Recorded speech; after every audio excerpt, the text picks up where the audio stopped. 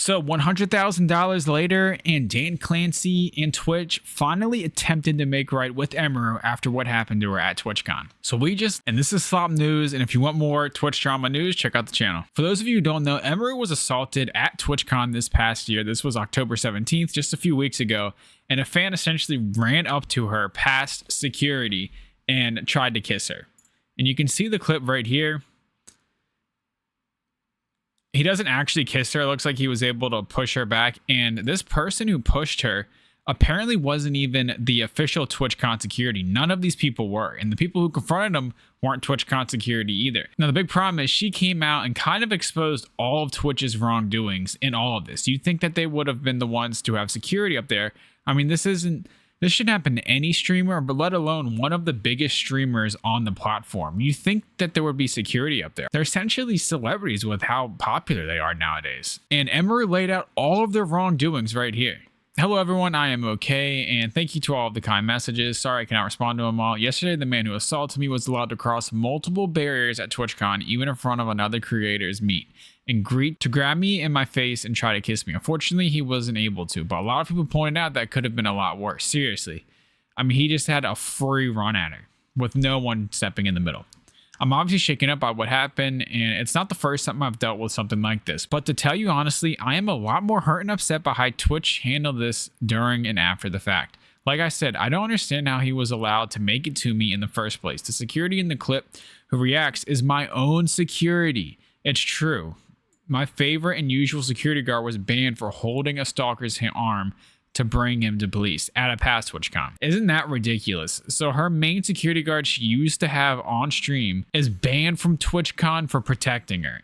And now she's actually assaulted at a TwitchCon. I mean, isn't that just backwards? However, there were at least 3 or 4 other TwitchCon security in the area who did not react and let the guy walk away, as you can see in the clip, since they don't even appear in the frame. The woman who was walking me away is my own personal manager, and behind the booth, the only 2 people who were checking on me and comforting me were her and my friend. And none of the TwitchCon staff came to ask what happened or was I okay. You would think that with how easily he got in there and got past everyone, that they would be like begging her for forgiveness. Like, this is their event. They're supposed to be protecting their creators. Like, they're seriously lucky that nothing worse happened, because it could have been so much worse than what actually happened. My friend who was present told me Twitch security were also behind the booth afterwards, joking about how they didn't even see what happened, immediately laughing and moving on to talking about something else. So if no one was checking if I was okay or if I needed anything, and they let the guy run away initially, I have no idea what anyone hired to keep the event safe was doing. And that's insane. Like, I've always thought that like these meet and greets with celebrities are just very tricky. Like, they're so dangerous. You really need to be like in a pavilion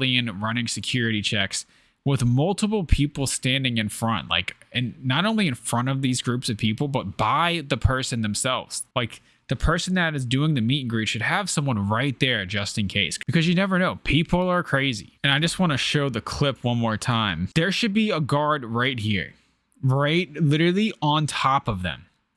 And this guy, you can see, look at him, just a free reign. When I first saw this, I was fully expecting like a 6'6", 300-pound bodyguard to come up and spear this guy out of the world. You know, like a Randy Orton, RKO, Jeff Hardy off the top ropes. Like, someone could have easily had been like right here, like posted up on, like anything. Could have jumped off the top ropes and hit him. I can't believe that there was no one, because I thought this had to have been like a freak incident, and so their security is going to bounce on top of this immediately. But they didn't at all. And not only that, but it's really a shame to hear that they were laughing about it. Twitch security were also behind the booth afterwards, joking about how they didn't even see what happened and immediately laughing and moving on to talking about something else. Guess we missed that one. No biggie. We weren't doing the singular purpose of what security is supposed to be doing. Whatever. No biggie. No problem. In Twitch's statement, they said that the guy was immediately caught and detained. I'm sorry, but that is a blatant lie. He was allowed to walk away from my meet and greet, and I didn't hear he was caught until hours after he attacked me. And it felt like this only happened because of my manager pressing forward, not because TwitchCon staff present thought it was a big deal. And that's kind of what I was saying. The fact that no one was there in a full sprint at this guy when this happened just shows that not only did he He didn't even make it past security. He just walked up. Like there was no security for him to make it by. Like it wasn't present. And you can see him just walk away. Like I'm surprised really that he wasn't Ray Lewis tackled into the ground. I have a lot more to say, but I will say it on stream later today instead of writing a book on here. Thank you guys again. Sorry you had to see all that. This is definitely my last TwitchCon, and it saddens me as a 10-year off and on attendee of TwitchCon. I think other creators should seriously consider not attending in the future. I do not feel cared for or protected, even bringing my own security and staff. I can't imagine how creators without those options would feel. Stay safe, y'all. Everything is going to be okay. And out of everyone, Twitch should know that like there are crazy fans out there. There's an alarmingly high amount of streamers who have to deal with crazy fans who are stalking them and threatening them all the time, and especially a streamer of her level. So Twitch, out of anyone, should know that there should be legit security at these events. People shouldn't be able to just get and walk up to her. Like you don't even see security in the video whatsoever. And the fact that they weren't like on their knees begging her for forgiveness and all of that, I mean, I don't blame her for not going again. And any other streamer, especially female streamer, should not go to these at all until proven otherwise. Like until like we see 2 or 3 years worth of events where there's actual security and improvement, because it's just too dangerous.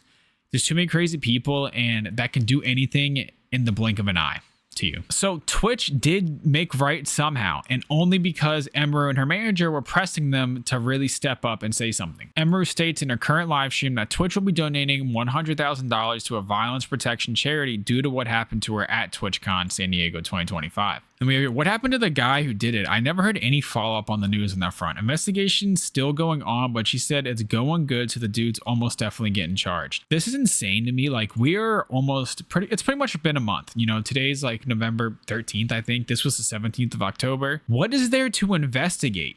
You can see everything you need to see in this 10-second clip. This is case closed. What more do you need to see? What do you like, man? You really got your best people on. Like, wow, man. Yeah, it takes you a month to figure out what happened in this clip.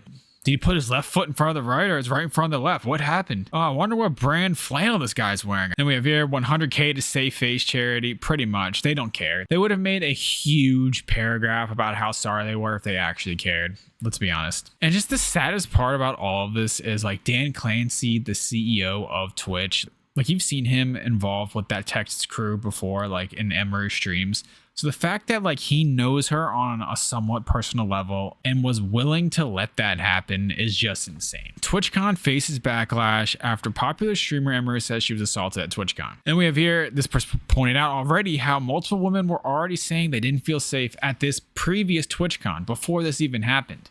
And to see this happen to one of the largest female streamers on Twitch, if not maybe the largest, I'm not sure, I don't know the analytics behind that, but one of the largest, if not the largest. Now, if you thought this can't get any worse, right? Well, Scar, another streamer, says he heard Dan Clancy was out with a young woman every night at TwitchCon. This isn't even implausible because that's all he does on stream as well. Kind of like how I mentioned, he's been on Emiru streams before. He's been on other people's streams as well. And then we have this infamous clip. Again, Twitch CEO Dan Clancy accidentally exposes his phone screen and his POV of what his Twitch and algorithm looks like and who he's following. And it's essentially an OnlyFans feed, as we saw in the last comment. So if you go through clips, it's girl, girl. And when you go back, girl, girl, girl, girl for the stories on Twitch. The guy's a gooner. And you would think he would at least care enough to be apologetic towards Emiru and her fans and other female streamers, and not just female streamers, any streamer attending there. Anyone could have gotten hurt or something worse could have happened. Seriously, it's a crazy world we live in. And you would have thought this gooner would have been the first one to apologize, be on his knees begging for forgiveness, but he was not. So was the 100K donation worth it instead of having to deal with the lawsuit potentially by Emiru? Let me know down below. And for more Twitch news and internet drama, check out the channel.